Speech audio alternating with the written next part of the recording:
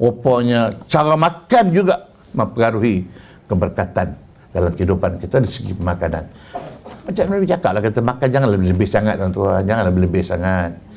Terus saya cakap betul lah, bila makan ni memang tak lebih pun, doktor lah larang dah dia nak kempes sikit perut ni, tapi tak buat kempes juga. Tak apalah, yang pentingnya cara makan mempengaruhi keberkatan makanan yang kita makan. Sebab itulah ada pendapat-pendapat kata pula, kalau nak berkat makanan bila kita kunyah 40 kali baru telan. La ilaha illallah. Saya tak jumpa lagi hadis kata mesti kunyah 40 kali baru telan. Kalau kunyah 40 kali baru telan nak habis pinggan kacau. Ya. Betul tidak wallahu alam lah. Boleh jadi. Maka sebab itulah makan nak masuk pun kena makan makanan yang biarlah kita dah gigit. Allah jadikan gigi kita untuk menggigit makanan. Gigit lah bagi hancur. Ini sumat telan. La ilaha illallah. Masuk dalam jadi berkat kita, silap sikit perut je. Kalau begitu, itulah kita katakan barakat daripada rezeki yang berkat. Cuma pokok pangkalnya yang sebut sini ulama-ulama kata taklah cakap sampai ke situ. Cuma dia kata biarlah rezeki yang kita dapat yang nak suap mulut itu biar rezeki yang halal. Halal pada zatnya dan halal pada cara mendapatkannya. Barulah ada barakah pada makanan itu. Boleh faham ni? Sebab hari ini saya tengok Masya Allah, macam kita katakan orang melibat dengan judi, tikam meko, samun, rompak, rasuah. Tu sampai simpan duit rumah 52 juta. Ambil mana duit tu? Agak makan duit tu lah tu. Ya. Selama dia makan duit mana? Kalau sampai 50 juta simpan dalam rumah, la ilaha illallah. Ya. Agaknya sama dia beli beras balik duit tu, agaknya tu. Duit apa tu? Ada barakat tak? Mana ada barakat lagi dah. Sebab tu saya, tuan-tuan minta maaf lah, kadang-kadang saya nak beli mana makanan. Saya beli mana makanan. Saya takut duit yang saya dapat sebenarnya saya duit yang tidak halal. Saya cukup takut. Sebab itulah saya hari ini minta maaf ya, bukan walafah, bukanlah saya nak megah. Ya. Nak menyelamat keluarga saya takkan bagi pada isteri saya duit lain. Saya bagi duit yang dapat ceramah, saya bagi serah isteri saya tak ambil. Minta maaf tuan ni. Dapat bagi ceramah ini ya duit halal. Aku ceramah ini yang bagi pada aku, nak isteri aku. Nak tahu berapa? Tanya isteri saya tak tahu. Ya, oh sonok bini ustaz. Tak kira lah, itulah cara saya. Ya, ni Ustaz Azhan pun ada. Kalau tanya ustaz, malam tadi apa? Tak tahu, saya bagi bini saya. Nak tahu tanya dia. Ada sebab tanya. Untungnya bila serah isteri saya dapat envelope serah isteri saya. Untungnya ada untung tu.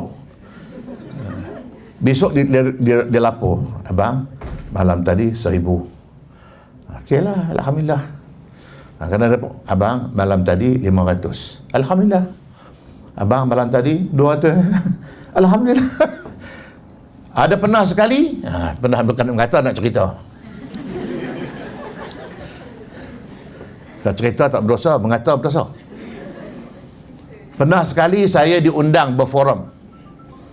Dia nak cerita ni. Berforum saya, Dr. Fadilah Kamsah dan pengurusi oleh Ustaz Fauzi Mustafa. Majlis forum diajak oleh Majlis Agama Islam Sultan Jawi. Dia beritahu kami, Ustaz, malam ni Ustaz ada forum. Anjuran kami akan bayar 1,000 seorang. Tak apalah, okeylah, terima kasih lah. Tak dapat tahu dah. Duit diserah pada imam masjid, ini duit bayar pada ahli panel. Dia tak cakap lah banyak mana. Ya. Habis forum, kami dapat envelope. Kalau balik rumah, bagi bini saya. Besok isteri saya report, abang, malam tadi 900. Saya tak, 1,900. 1,900. Dah nak bergaduh.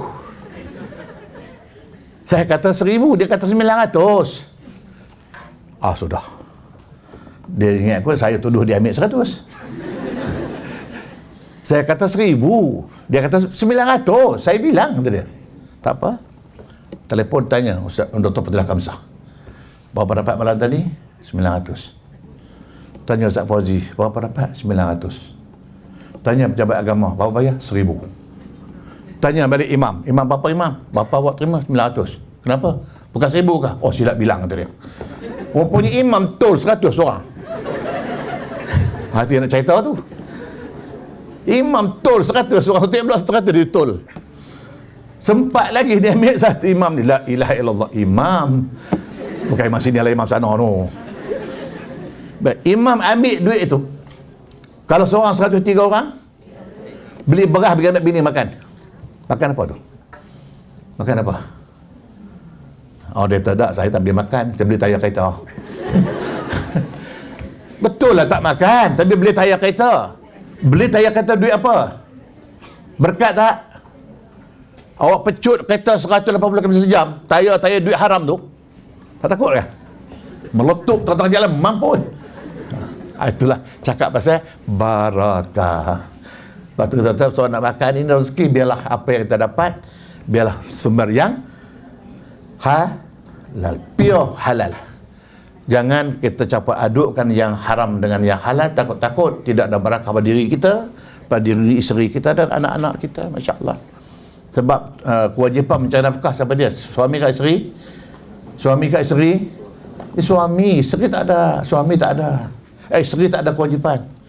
Sebab tu dalam rumah tangga, tuan-puan, tuan-tuan, ni suami mak ni. Dalam rumah tangga, isteri tak diwajibkan membelanja harta untuk rumah tangga dia. Yang kewajipan siapa dia? Suami. Buka ayat 34 surah An-Nisa. Selama ini dia kecek duit bini, beli rokok dia, apa yang minta duit bini? Ya. Buka ayat 34 surah An-Nisa. Allah sebut dengan firman-Nya, a'udzubillahi minasyaitonirrajim, wa bima anfaqu min amwalihim. Kewajipan membelanjakan harta itu adalah suami, bukan isteri. Habis duit isteri nak buat apa? Duit isteri nak buat apa? Simpan. Simpan nak buat apa? Simpan banyak dah nu, berpuluh-puluh juta simpan buat apa? Nak pergi Mekah. Kalau suami tak bagi? Sebab itulah walaupun isteri tak diwajibkan membelanja hartanya, tetapi oleh kerana dia bekerja dengan izin suami, maka dapat gaji hulur kat suami setengah. Itu bukan rasuah namanya. Dia abang, kerana abang izin saya bekerja, nak ambil 500 duit rokok. Boleh. Ya. Kalau tak bagi pun tak apa, hak kita. Kalau suami minta sikit duit, tak abang tak boleh, ini hak saya. No way, kata dia. Boleh, tapi suami kata, okey, mulai besok berhenti kerja. Sebelum dia kata berhenti kerja, hulurlah. Tak salah. Itu bukan rasuah, itu halal. Itu bukan rasuah. Yang pentingnya ialah ingat mencari nafkah. Macam kita pastikan yang keluarga kita, anak bini kita makan daripada sumber yang halal. Di sebalik mencari nafkah itu rupanya ada kelebihan lain lagi. Bukan sekadar cari nafkah untuk anak bini saja. Apa kata Nabi qala Rasul?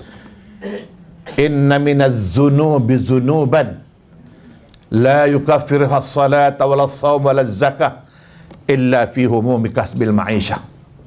Nabi kata ada jenis dosa yang tak akan terampun dengan istighfar ke, dengan sembahyang ke, dengan puasa ke, dengan zakat ke, tapi terampun secara automatik bila keluar berjalan nafkah untuk keluarga dia.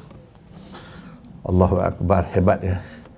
Maknanya suami keluar pagi-pagi rumah, pergi bekerja mencari nafkah untuk siapa?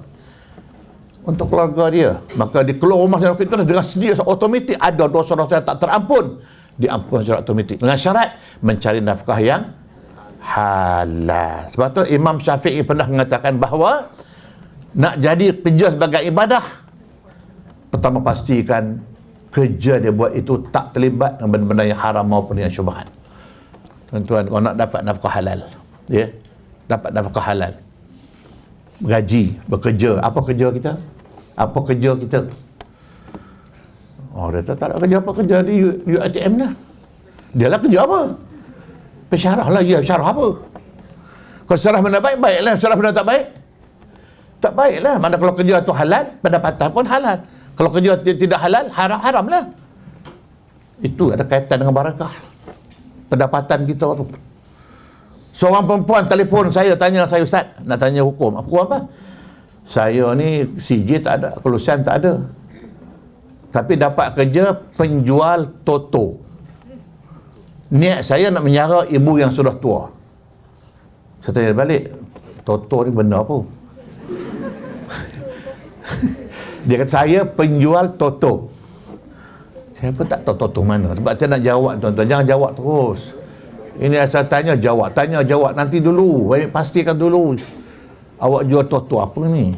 Ada toto lah, jual toto je dia. Sebab saya confuse toto dia ada 2-3 jenis tu. Ya buat lapik tidur tu apa dia?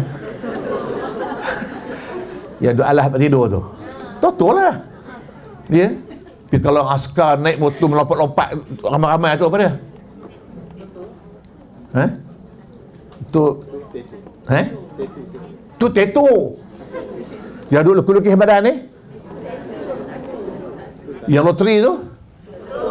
Hok mana jual ni? Dia kata loteri tu lah. Kalau loteri, ingat apa awak jual teto lapik tidur tu? Kalau jual loteri, haram ke halal? Awak kerja tempat haram, gaji awak haram, awak pergi makan haram. Ya ke Ustaz? Habis saya kena kerja lain. Cari kerja lain. Sumber pendapatan. Tempat kerja haram lah pendapatan kita. Tapi kerja halal? Halal lah, betul tuan-tuan. Kadang-kadang ada orang bekerja tempat yang haram. Kerja benda haram, dapat cara haram, sumber haram, dapat gaji haram. Beli makanan balik rumah, anak bini makan. Makanan apa?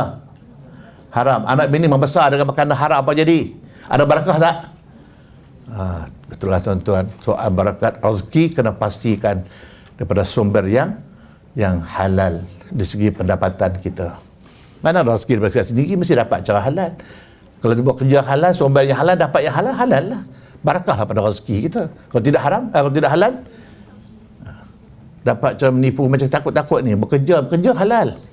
Kerja tempat yang halal, pensyarah UiTM. Tapi kerana penipuan banyak. Klaim tak betul. Keluar outstation, tidur rumah saudara, klaim hotel. Bawa kereta 40 km, klaim 100 km. Ada berlaku tak? Dah dapat duit apa tu?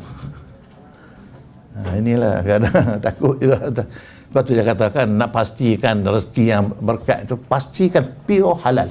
Jangan campur aduk dengan sesuatu yang tidak halal. Bahkan jangan campur aduk sesuatu yang syubhat pun tak boleh. Syubhat pun tak boleh. Kalau saya bekerja, kerja saya halal Ustaz. Tak ada kerja apa, saya pensyarah saja. Jabatan Islamik, Akademi Islam, betul. Tapi kerja betul tak? Selalu ponting, tinggal pejabat, keluar. Ada berlaku tak? Gaji tetap sama sebulan, tapi jarang ada pejabat. Gaji tu stempel tak? Letak stempel apa jadi gaji tu? Tu yang takut tu. Sebab itulah anak Harun Ar-Rashid, saya buat cerita dalam ceramah saya. Seorang anak laki Harun Ar-Rashid. Saya tak ingat nama dia apa dia. Dia walaupun dia seorang anak khalifah. Khalifah duduk di istana besar sebagai khalifah Islam. Dia tak nak tumpang bapak dia. Dia sewa rumah buruk, dia berdikari, dia bekerja sebagai tukang pahat batu. Tu anak Harun Ar-Rashid, anak Khalifah Harun Ar-Rashid. Dia bekerja sebagai tukang pahat batu. Satu hari datanglah seorang customer dia, seorang pelanggan dia, bincang dengan dia nak buat tembok rumah dia, maka panggil anak Harun untuk pergi bertukang. Okey, kita bincang-bincang, anak Harun kata, okey boleh, saya boleh buat, itu kerja saya, itu profesional saya. Okey. Kalau saya bekerja dengan peralatan saya bawa, pagi saya masuk pukul 8, pukul 5 habis. Tengah hari berarti rehat semayang, rehat makan. Bayaran untuk saya RM100. Setuju? Itu kalau Malaysia lah pakai ringgit, ya. Biasanya kalau profesional gaji dia berapa sehari, ya? Ada 100. Kita katalah 100, ya. Kita guna ringgit lah. Saya akan bekerja masuk pukul 8 sampai pukul 5, berarti rehat tengah hari makan dan sembahyang. Gaji saya, upah saya 100. Setuju? Tuan dia setuju. Dan terus, okey, bila bekerja? Besok pagi saya bekerja. Besok pagi on the dot pukul 8 dia sampai. Dia buat kerja macam biasa. Tengah hari dia berarti rehat makan, sembahyang, sambung kerja sampai pukul 5. Tuan rumah mendapati hasil kerja dia menyamai 2 orang kerja. Seorang buat kerja, hasil kerja menyamai 2. Kita bekerja 2 orang, hasil kerja apa? Buat kerja 2 orang, hasil kerja macam seorang je. Dia buat kerja seorang, hasil kerja dia menyamai macam 2 orang yang buat kerja. Sampai petang, Tuan rumah tengok, oh bagus dia ni bekerja. Kalau macam ni kerja bagus. Maka masa dia nak bayar gaji, sebelum dia balik, dia bayar 200. Dia kata, aku puas hati dengan kerja kamu, aku dengan reda dan rela, nah ambillah 200. Agak-agak anak Harun Rashid kata apa? Agak-agak lah. Kalau kita lah gaji 1,000, bos bagi 2,000 sebulan. You punya kerja bagus, I tambah 2,000. Apa kata?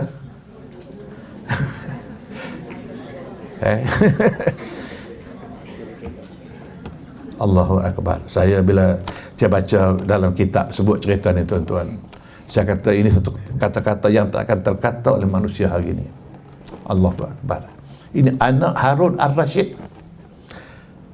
Upah dia janjinya RM100 sehari. Saya bekerja berdasar upah RM100. Kenapa tuan bayar RM200? Jangan rusakkan upah saya. Tu dia jawab, tuan tolong jangan rusakkan upah saya. Saya bekerja berdasarkan upah 100. Kenapa tuan bayar 200? Agak-agak ni orang cakap macam tu. Gaji kita 1,000, bos bagi 2,000. Bos, jangan bayar 2,000. Agak nak kata tak macam tu? Inilah tuan-tuan. Ini cerita benar. Maka sebab itulah tuan-tuan, kita nak pastikan halal pendapatan kita. Imam Ghazali kata, biarlah kerja yang kita buat itu setimpal dan upah yang dijanjikan kepada kita. Kalau tak setimpal, belum tentu pendapatan itu halal. Kalau tak halal, rezeki yang tidak berkat. Tu sampai ke situ ulama-ulama bercakap.